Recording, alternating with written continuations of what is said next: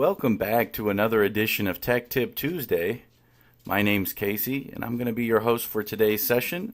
Let's go ahead and get started by signing in to M1. And today we're going to be talking about the tool maintenance section. So talking about tool movements and how we can set tools up and check them in and out in our system. So in getting started, let's go ahead and select Job Management.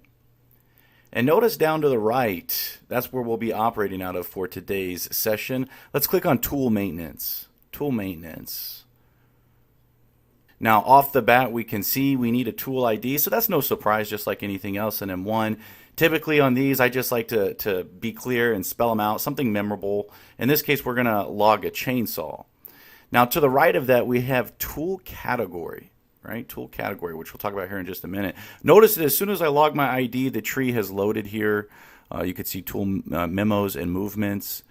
Now in tool category, let's go ahead and right click, get into it so we can set it up here. I want to set up almost like different divisions. So how is my shop floor really divided when it comes to tools? And in this particular case, I'm going to set up field services. So I'm going to say that the tool category is field services. And field services could have a whole host of different tools to check out, right? So field services is going to be what we're going to go with on this. As far as my full description is concerned, if it needs to be longer or any further detail, of course, go ahead and fill that out as appropriate. Now, to the right, you have a home location. So, typically I just like to again, reiterate field services department. This is the home. This is where this belongs. In terms of an identification number, it's always good to go ahead and log a serial number or something like that. Maybe you've got your own system that, oh, what am I doing here? There we go. Let me start that fresh. But we'll go ahead and log a serial number. And same thing when it comes to a work center. Notice this isn't a required field. These are all optional. This is just for further tracking of the tool when it comes to movements and so forth and where it belongs. So getting right down to it here, I actually do have a work center called or entitled Field Services. So this particular tool does belong to that work center. So we're going to go ahead and log it. If I created an asset ID internally, I could log it for machines, etc., things like that. In this particular case, JPEG or bitmap, or you can show all files. So let's go ahead and select the correct image. Now remember, this isn't uploading, it's pointing. So that image should be on a shared network drive or something to that. Over here we can see in my description anything further that I want to type out in regards to this particular chainsaw. It's just a gas-powered chainsaw, and I put the year on it. That'll work for now. As we can see now, these fields will fill out once tool movement has been conducted, right?